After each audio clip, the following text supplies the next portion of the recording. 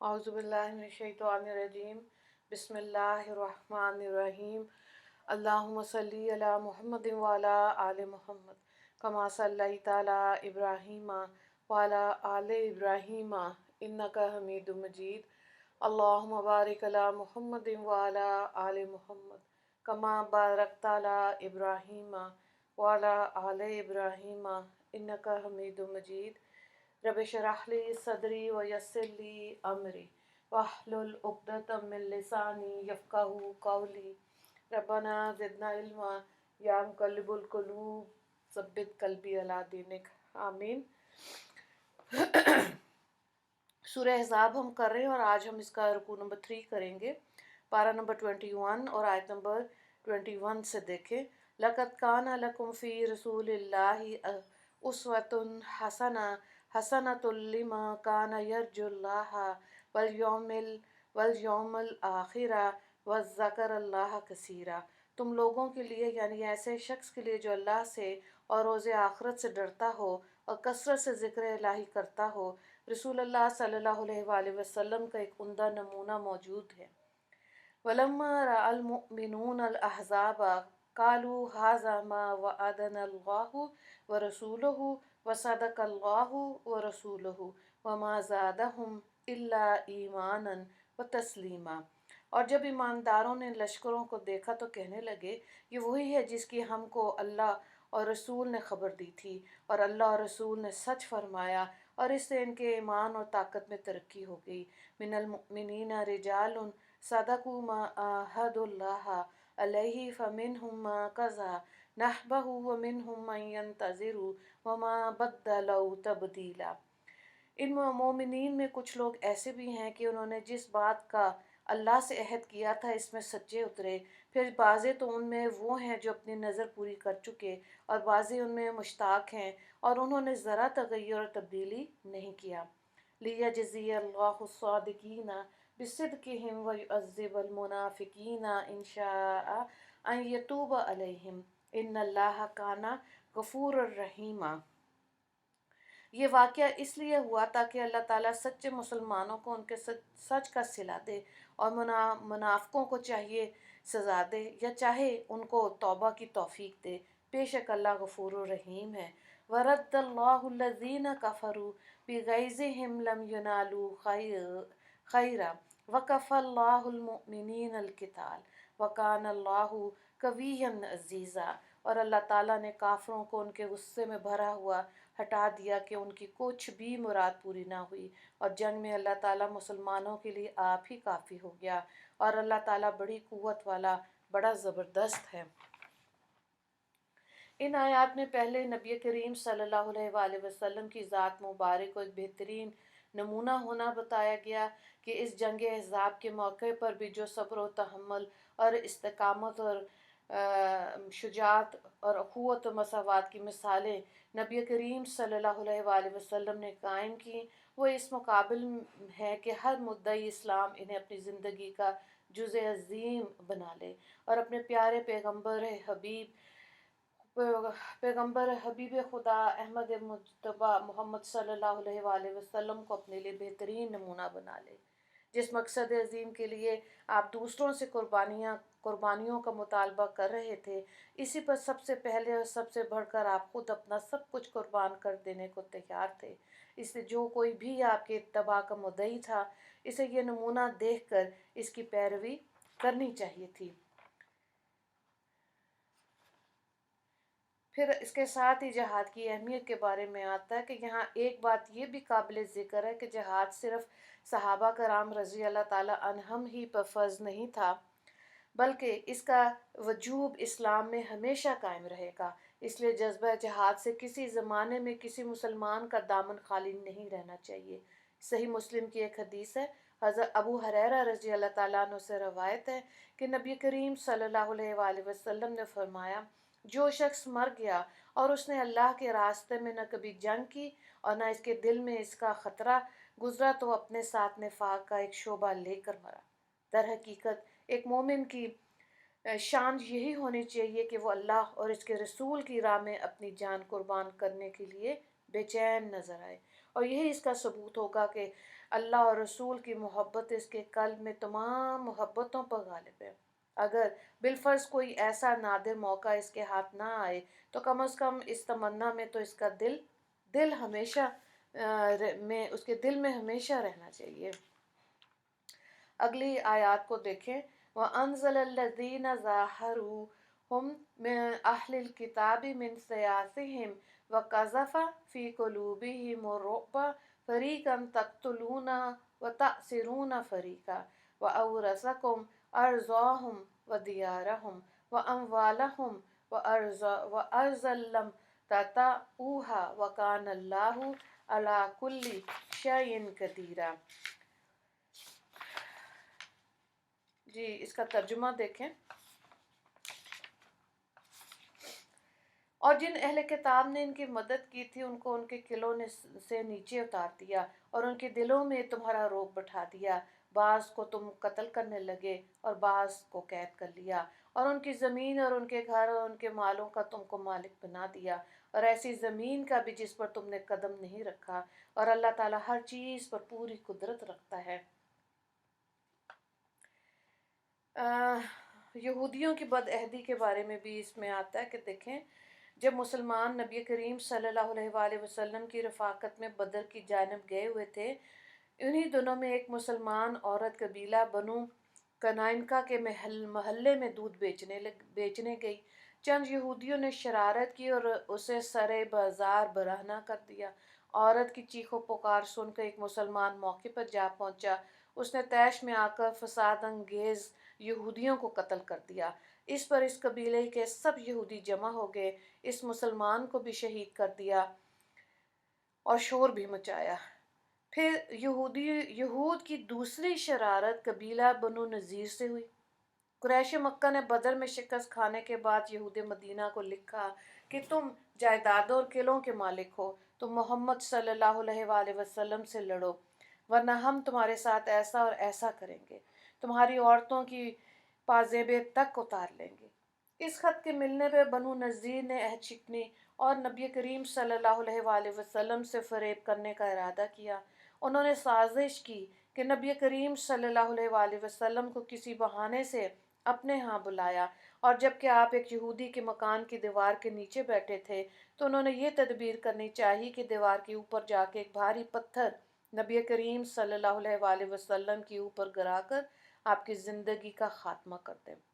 تیسرا واقعہ میں یہود بنی قریظہ، جس کا ایک مضبوط قلعہ مدینہ کے مشرق کی جانب تھا اور جو مسلمانوں کے ساتھ معاہدے کیے ہوئے تھے اور جن پر پابندی معاہدہ مسلمانوں کے ساتھ دینا ضروری تھا، وہ بھی نظیری یہود کی ترغیب سے نقص عہد پر آمادہ ہو گیا۔ حضرت صلی اللہ علیہ وآلہ وسلم نے بار بار ان کے پاس سمجھانے کو آدمی بھیجے، مگر انہوں نے صاف کہہ دیا کہ محمد صلی اللہ علیہ وآلہ وسلم کون ہیں کہ ہم ان کی بات مانیں، ان کا ہم سے کوئی عہد و پیمان نہیں۔ اس کے بعد بنو قریظہ نے شہر مدینہ کے امن میں بھی خلل ڈالنا شروع کر دیا اور مسلمانوں کی عورتوں اور بچوں کو خطرے میں ڈال دیا۔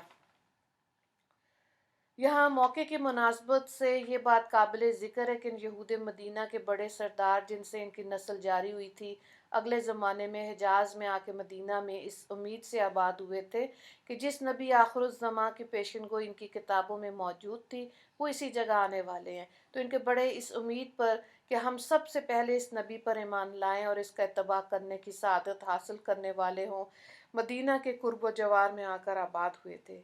لیکن جب نبی کریم صلی اللہ علیہ وآلہ وسلم یہاں تشریف لائے تو بعض اہل انصاف یہود تو ایمان لے آئے، مگر اکثر نے اللہ اور اللہ کے رسول کی تکذیب کی، جس کی وجہ سے خدا کی لعنت ان پر نازل ہوئی اور ذلت و رسوائی کے ساتھ مسلمانوں کے ہاتھوں قتل، قید اور بدر کیے گئے۔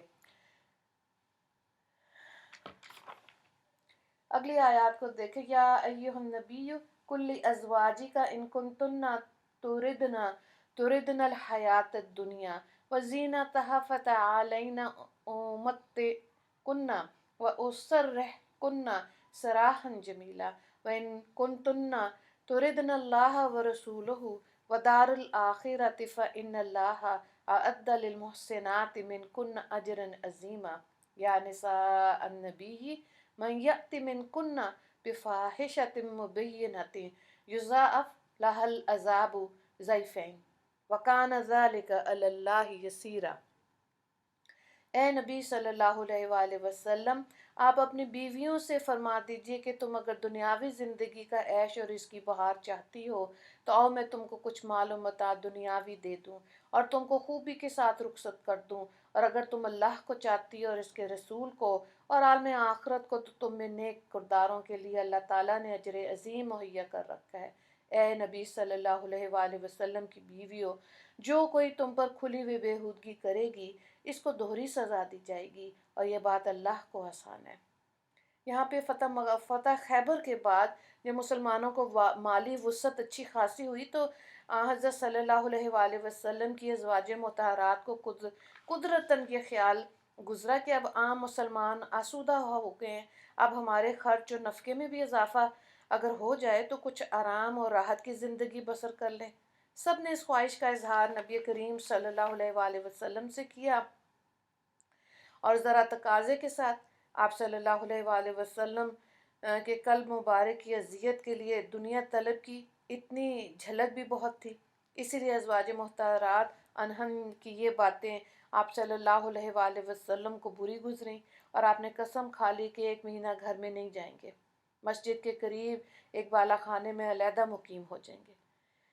इसको ईला कहते हैं कि खुद अपने आप को कैद कर दिया उन्होंने। उनकी ऐसी गैर पसंदीदा बात पे खुद अपने आप को तकलीफ़ दी। नबी करीम सल्लल्लाहु अलैहि वसल्लम के कल्ब मुबारक को कुछ इंशरा हुआ तो एक माह के बाद ये आयत अल्लाह ताला ने नाजिल कर दी, जिसमें पहले अल्लाह ताला ने आप सल्लल्लाहु अलैहि वसल्लम को खिताब करके हुक्म देते हैं कि ए नबी, आप अपने अज़वाज से साफ साफ कह दें कि दो रास्तों में से एक इंतखाब कर ले। अगर दुनिया के ऐश और बहार और अमीराना ठाट चाहती हैं तो कह दें कि मेरे साथ तुम्हारा निबाह नहीं हो सकता, कुछ दे दिलाकर खूबसूरती के साथ इनको रुखसत कर दें, यानी शरई तरीके से अपने निकाह से अलग कर दें। और अगर अल्लाह की खुशी, रसूल की रज़ामंदी और आखिरत के आला मरातिब पसंद है तो सब्र के साथ ज़िंदगी गुजारें। अल्लाह इन्हें आखिरत की नेमतों से सरफराज फरमाएगा। इन आयात के नज़ूल के बाद आप सल्लल्लाहु अलैहि वसल्लम घर वापस तशरीफ़ ले गए।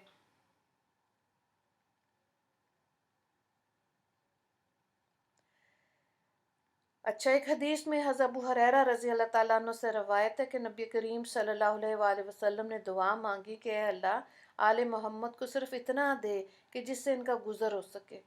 तो जब आप सल्लल्लाहु अलैहि वसल्लम की तबीयत का ये हाल हो तो ज़ाहिर है कि आपको दुनिया के ऐश और बहार अपने मुतल्लिकीन और घर वालों के लिए कब पसंद आ सकती है। चुनांचे ज़िंदगी मुबारक के आखिरी वक्त तक आपके ज़ुहद का यही हाल था। बुखारी शरीफ की हदीस है, हज़रत आयशा सिद्दीक़ा रज़ी अल्लाह ताला अन्हा फरमाती हैं कि जब से आप मदीना में तशरीफ़ लाए, मोहम्मद सल्लल्लाहु अलैहि वसल्लम की आल ने सैर होकर 3 रात मुतवातिर गेहूँ की रोटी नहीं खाई, यहाँ तक कि आपकी वफ़ात हो गई। एक दूसरी हदीस में है, अल्लाह अकबर, कि हज़रत आयशा सिद्दीक़ा रज़ी अल्लाह ताला अन्हा फरमाती हैं कि रवायत में आले मोहम्मद सल्लल्लाहु अलैहि वसल्लम ने किसी दिन 2 खाने नहीं खाए मगर ये कि एक वक्त खजूर या छवारे होते। हज़रत उर्वा रज़ी अल्लाह ताला अन्हा हज़रत आयशा रज़ी अल्लाह ताला अन्हा से रवायत करते हैं कि आपने बयान किए कि हम लोगों को आग जलाए हुए एक महीना गुजर जाता, सिर्फ खजूर और पानी इस्तेमाल करते थे मगर ये कि थोड़ा सा गोश्त हम लोगों के पास आ जाता तो इसको पका लेते थे। इन आयात में पहले नबी करीम सल्लल्लाहु अलैहि वसल्लम की तरफ से अज़वाज मुहतरात रज़ी अल्लाह ताला अन्हन को खिताब हुआ कि इसके बाद खुद अल्लाह ताला अज़वाज मुहतरात को खिताब फरमाते हैं कि ए नबी सल्लल्लाहु अलैहि वसल्लम की बीबियों, तुम समझ लो कि बड़े की गलती भी बड़ी होती है। अगर बिलफर्ज तुम में से किसी से कोई बद अखलाक़ी का काम हो जाएगा तो सज़ा भी ज़्यादा मिलेगी। तो यहाँ पे दोहरी गलती और सज़ा की बात है और अगली जो आयत आएंगी अगले रुकू में उसमें ڈبل اجر کی بھی بات آئے گی، تو بات واضح ہو جائے گی انشاءاللہ۔